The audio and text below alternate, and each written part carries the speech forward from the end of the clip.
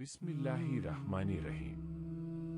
എന്റെ പ്രിയപ്പെട്ടവളെ, പ്രിയപ്പെട്ടവനെ, നീ ഇപ്പോൾ കേൾക്കുന്നത് യാദൃശ്ചികമല്ല.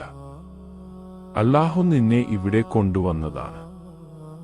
നീ തളർന്നിരിക്കുകയാണല്ലേ? ആരും മനസ്സിലാക്കുന്നില്ലെന്ന് തോന്നുന്നുണ്ടല്ലേ? എത്ര ശ്രമിച്ചിട്ടും ഒന്നും നടക്കുന്നില്ലല്ലേ? നിൽക്ക്, നിന്റെ റബ്ബ് നിന്നെ കാണുന്നുണ്ട്.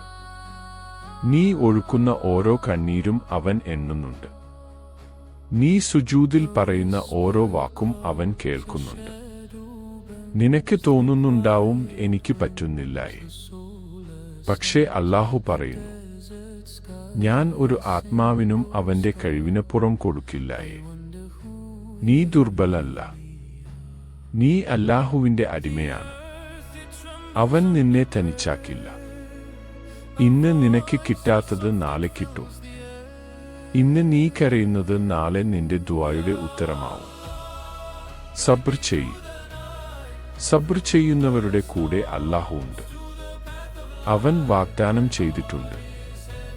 നിന്റെ റിസ്കിനെ കുറിച്ച് വിഷമിക്കണ്ട. ആകാശത്ത് പറക്കുന്ന പക്ഷികൾക്ക് പോലും അവൻ തീറ്റ കൊടുക്കുന്നുണ്ട്. പിന്നെ നിന്നെയോ? നിന്നെ അവൻ മറക്കുമോ? നീ ചെയ്ത തെറ്റുകളെ ഓർത്ത് തല താഴ്ത്തണ്ട. അല്ലാഹുവിന്റെ വാതിൽ എപ്പോഴും തുറന്നിരിക്കുന്നു. എന്റെ റബ്ബേ, എന്നോട് പൊറത്തുതരണേ എന്ന് പറഞ്ഞാൽ മതി. അവൻ പൊറത്തുതരും. നാളെയെക്കുറിച്ച് പേടിക്കണ്ട. ഹസ്ബി അല്ലാഹു വനിമൽ വക്കീൽ. എന്റെ കാര്യം നോക്കാൻ അല്ലാഹു മതി. ഓർക്കൂ, യൂസുഫ് നബി കിണറ്റിൽ ആയിരുന്നു. അയ്യൂബ് നബി രോഗിയായിരുന്നു. നൂഹ് നബിയെ ആളുകൾ കളിയാക്കി. പക്ഷേ അവസാനം ആര് ജയിച്ചു? അല്ലാഹുവിൽ വിശ്വസിച്ചോ?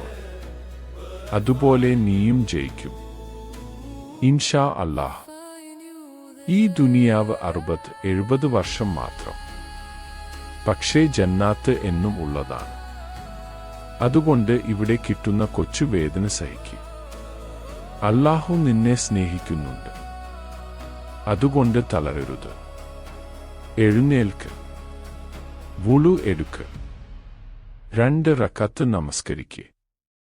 അവനോട് പറ. അവൻ കേൾക്കും. അവൻ മാറ്റും. അവൻ നല്ലതാക്കും. നീ ഒറ്റക്കല്ല. അല്ലാഹു നിന്റെ കൂടെയുണ്ട്. അല്ലാഹു നമ്മുടെ എല്ലാ ആഗ്രഹവും നല്ല രീതിയിൽ പൂർത്തിയാക്കട്ടെ. നമ്മളെ ജന്നാത്ത് നൽകി അനുഗ്രഹിക്കട്ടെ. ആമീൻ. സ്വല്ലല്ലാഹു അലാ മുഹമ്മദ് സല്ലല്ലാഹു അലൈഹി വസല്ലം.